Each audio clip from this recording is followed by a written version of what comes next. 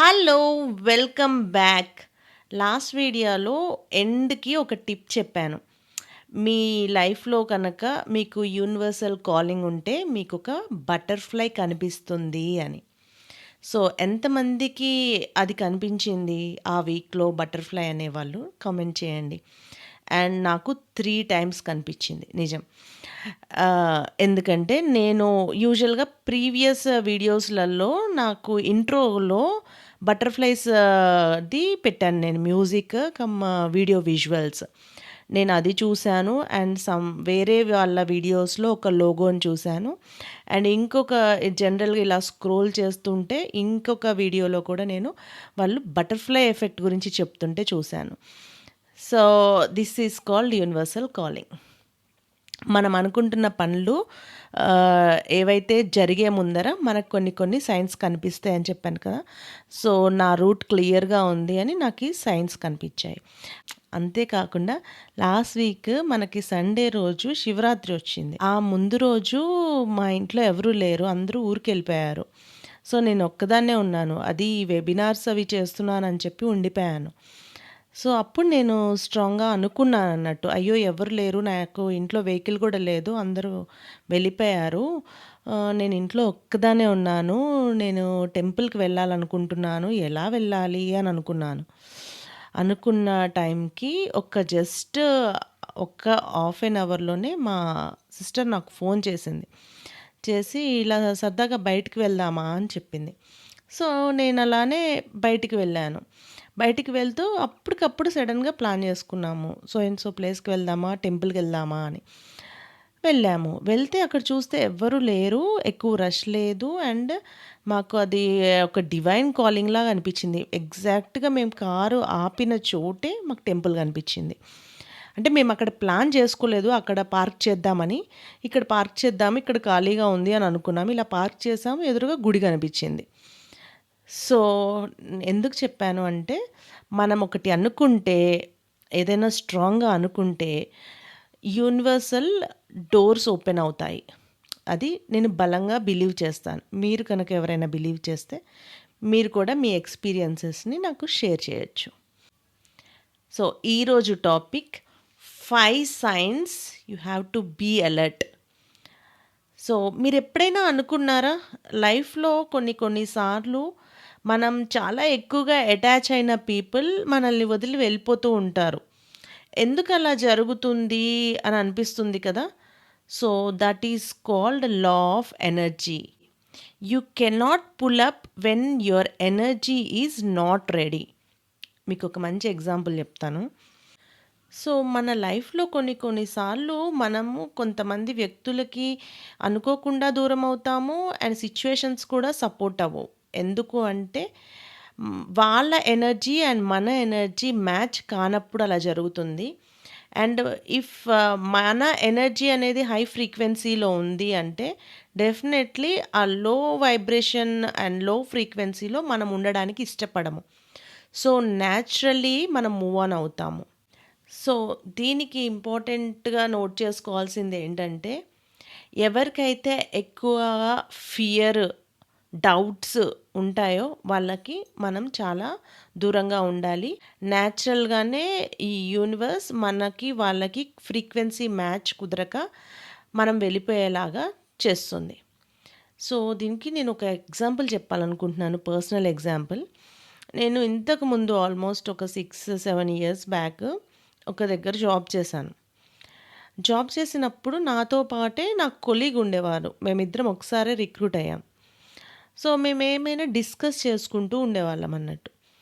So, నాకేదైనా నచ్చలేదన్నా, ఎక్కడైనా మంచిగా అనిపించట్లేదు, సమ్‌వేర్ అక్కడ ఒక ఇంజస్టిస్ జరుగుతుంది అనిపించినా, ఎ ఏదో ఒకటి నచ్చకపోయినా నేను వాయిస్ రైజ్ చేసేదాన్ని.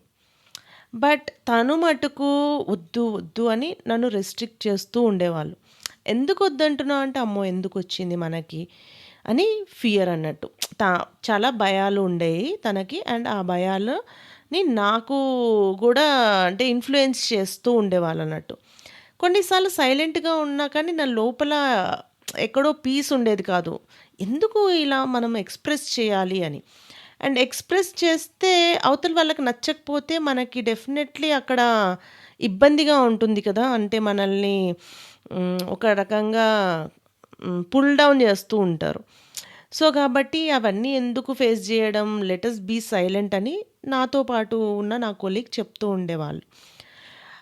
స్లోలీ నేనెలా అయిపోయానంటే, ఆ ఫియర్‌ఫుల్ మాటలు విని, విని, విని, విని నేను కూడా నా ఏదైతే ఉంటుందో చెప్పాలనుకున్న మాటలు ఏవి ఎక్స్‌ప్రెస్ చేయకుండా అందులోనే ఉండిపోయి చాలా ఇబ్బంది పడిపోయేదాన్ని. సో, నాకప్పుడు అర్థమైందేంటంటే, అలా ఇబ్బంది పడుతూ నేను రియల్‌గా అక్కడ నాకు నచ్చక నేనొచ్చేసాను జాబ్ మానేసి. బట్ నేను అక్కడి నుంచి వచ్చిన తర్వాత ఒక 6 మంత్స్ తర్వాత నాకు బాగా అర్థమైందేంటంటే, ఎవరికైతే భయము, అభద్రత ఫీలింగ్స్ ఉంటాయో, వాళ్ళకి ఎక్కువగా గూడా లో ఎనర్జీ ఉంటుంది. సో, ఆ ఎనర్జీ వల్ల మనము కూడా చేయాల్సిన పనులని మంచిగా చేయలేము. So, stay away from people who always afraid. So, ఎప్పుడైతే భయం మొదలవుతుందో అప్పుడు నిజం చనిపోతది. అంటే we will be in silent mode. మనకెందుకొచ్చిందిలే అని మనం క్వెషన్ జేయడమే మానేస్తాము. That is my first lesson. అది ఒక లాస్ట్ లెసన్ అనుకోవాలి. ఇంకెప్పుడు కూడా భయపడే వాళ్ళతోటి దూరంగా ఉండాలి అని అనిపిచ్చింది. Second thing, stay away from victim mindset people. Yes. నా దురు అంటే చాలామంది నేను అన్‌లక్కీ, నాకు దురదృష్టం కాబట్టే నేనిలా అయిపోయాను అని ఇలాంటి మాటలు మాట్లాడుతూ ఉంటారు. సో, ఏవైనా ప్రాబ్లమ్స్ చెప్పుకుంటూ గూడా నేనంత లక్ గాదు, నాకంత లక్ కలిసి రాలేదు అని ఇలా ఫీల్ అవుతూ ఉంటారు. ఎప్పుడైతే మనము మన ఎనర్జీస్‌ని, మన వైబ్రేషన్స్‌ని రైజ్ జేసుకుంటామో, అంటే ఒక్క పాజిటివ్ థాట్, ఒక్క రైట్ డెసిషన్ అండ్ ఒక్క డిటర్మినేషన్ తోటి ముందుకు వెళ్తూ ఉంటామో, దీన్నే 111 టెక్నిక్ అంటారు.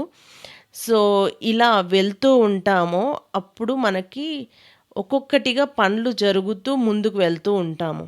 కానీ విక్టిమ్ మైండ్‌సెట్ వాళ్ళేం చేస్తారంటే, ఈ ఒక్క స్టెప్ ఫార్వర్డ్ కూడా వేయకుండా అక్కడే ఉంటారు. ఎందుకు అంటే, ఆల్రెడీ మైండ్‌లో ఫిక్స్ అయిపోయి ఉంటది ఫ్రేము. మాకేమి లేదు, గాడ్ మమ్మల్ని బ్లెస్ చేయట్లేదు, మేము అన్‌లక్కీ అని ఇలాంటి మాటలన్నిటితోని మైండ్ నింపేసుకోవడం వల్ల, వాళ్ళ ఎనర్జీని వాళ్ళే లో చేసుకుంటారు. Never ever be with victim attitude people. వాళ్ళ విక్టిమ్ యాటిట్యూడ్ వల్ల మనం గూడా ఇన్‌ఫ్లుయెన్స్ అవుతాం. Third important thing is never ever surround yourself with greedy people. Greedy people అంటే ఎక్కువగా గూడా కొంచెం సెల్ఫిష్‌గా ఉంటారు. అండ్ ఎక్కువ మెటీరియలిస్టిక్ లైఫ్‌ని ఇష్టపడుతూ ఉంటారు. ఎక్కువ కాలిక్యులేషన్స్ ఉంటాయి వాళ్ళకి బాగా. అన్నీ కాలిక్యులేటెడ్‌గా ఆలోచిస్తూ ఉంటారు. ఎమోషనల్‌గా కన్నా గూడా ఎక్కువగా గూడా థాట్‌ఫుల్లీ కాలిక్యులేటెడ్‌గా ఉంటారన్నట్టు. సో, కైండ్‌నెస్ తగ్గిపోతూ ఉంటుంది. వాళ్ళు చేయాలనుకున్న పనులే వాళ్ళు చేస్తూ ఉంటారు. అండ్ ఇంకొకళ్ళ గురించి ఆలోచించరు. వాళ్ళకి ఎక్కువగా గూడా సక్సెస్ క్రేవింగ్ ఉంటుంది. మనం జనరల్‌గా చూస్తే స్టీవ్ జాబ్ అనే అతను చాలా సక్సెస్‌ఫుల్ వ్యక్తి. అదే యాపిల్ ఫౌండర్. సో, బట్ ఆయన చనిపోయే ముందర ఆయన ఏమన్నారంటే, నా లైఫ్‌లో నేను సక్సెస్ కోసం పరిగెడుతూ, సక్సెస్ వెంట పరిగెడుతూ నేను చాలా కోల్పోయాను అని ఆయన చనిపోయేటప్పుడు ఒక లెటర్ రాసి చనిపోయారు. Fourth thing is spiritual deniers. అంటే స్పిరిచ్యువల్ నాలెడ్జ్ లేకపోవడము అండ్ స్పిరిచ్యువల్ అవేర్‌నెస్ లేకపోవడం వల్ల వాళ్ళేం చేస్తారంటే స్పిరిచ్యువాలిటీ అనేది సూపర్‌స్టిషియస్‌గా బిలీవ్ చేస్తారు. మెడిటేషన్ అంటే ఒక టైమ్ వేస్ట్ లాగా అనేది వాళ్ళు ఎక్కువగా బిలీవ్ చేస్తారు. సో, ఎందుకు అంటే వాళ్ళు లో ఫ్రీక్వెన్సీలో ఉంటారు కాబట్టి, లో ఎనర్జీలో ఉంటారు కాబట్టి, వాళ్ళకి హై ఫ్రీక్వెన్సీస్ గురించి తెలవదు.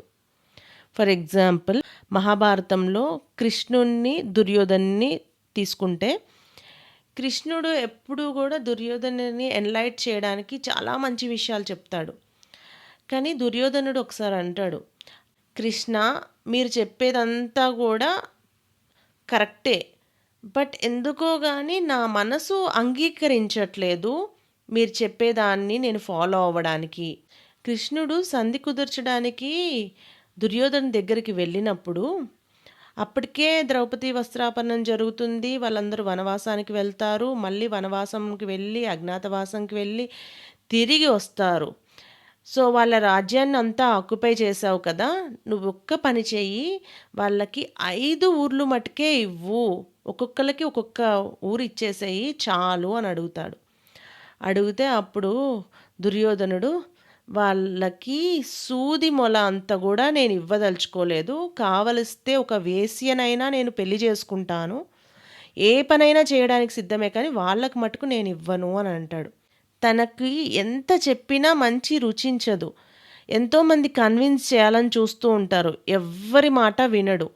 ఎందుకు అంటే he is designed like that. Fifth important thing is manipulative people. ఈ మ్యానిపులేటివ్ పీపుల్ ఎప్పుడూ కూడా ఇంకొకళ్ళు ఏదైనా మంచి చేయాలనుకుంటే ఏదో ఒక రకంగా వాళ్ళకి నెగెటివ్‌గా చెప్పి ఆ పనులు చేయకూడదు అన్నట్టుగా చూస్తూ ఉంటారు. ఎందుకు అంటే వాళ్ళకెక్కడో ఒక టైప్ ఆఫ్ ఫియర్ ఉంటుంది. వాళ్ళ లో ఫ్రీక్వెన్సీస్, వాళ్ళ లో ఎనర్జీస్ వాళ్ళని ముందుకెళ్ళనీయట్లేదు. వీళ్ళు కూడా వెళ్ళగూడదు అని. లేకపోతే వాళ్ళొక పాత్‌లో వెళ్తున్నారు. సో, వీళ్ళు ఒక పాత్‌లో వెళ్తుంటే ఆ పాత్ రాంగ్ అని చెప్పాలనుకుంటూ ఉంటారు. ఎందుకంటే ఎక్కడ వాళ్ళు ముందే వెళ్ళిపోతారు ఆ పాత్‌కి అనే ఒక ఫీలింగ్ తోటి. సో, వేరే రకంగా కూడా ఎక్కువగా కూడా నెగెటివ్ అడ్వైజెస్ ఇవ్వడానికి ట్రై చేస్తూ ఉంటారు. సో, ఇలా మ్యానిపులేట్ చేసి ఇంకా కూడా వాళ్ళెక్కువ కూడా ఎక్కువ కంట్రోలింగ్ ఉంటుందన్నట్టు. ఒకళ్ళని కంట్రోల్ చేయాలి అనుకున్నప్పుడు మనం వాళ్ళకి మనసుకి ఇంకా దూరమే అవుతాం కానీ దగ్గర కాము. ఎందుకంటే పీపుల్ ఆర్ నాట్ ఫూల్స్. వాళ్ళకన్నీ తెలుసు. ఆ టైంకి వింటారేమో బట్ లేటర్ ఆన్ వాళ్ళు ఆలోచిస్తే వాళ్ళకి ఏది రైటు, ఏది కరెక్టు అన్నీ తెలుస్తూ ఉంటాయి. సో, ఇలాంటి ఏవైతే సందర్భాలని మనం ఎక్కువగా గూడా ఎంటర్‌టైన్ చేయకుండా, మనము ఏదైతే చేయాలనుకుంటున్నో ఆ పనుల మీద మనం ఫోకస్ చేస్తే, డెఫినెట్‌లీ మన ఫ్రీక్వెన్సీని పెంచుకుంటాము. మనకి హై వైబ్రేషనల్ థాట్స్ ఒస్తాయి. మనం యాక్షన్ ఓరియెంటెడ్‌గా ఉంటాము. సో, ఈ వీడియో నచ్చితే మీ ఫ్రెండ్స్‌కి కానీ, మీ ఫ్యామిలీ మెంబర్స్‌కి షేర్ చేయండి. And stay tuned to my channel. Thank you for watching.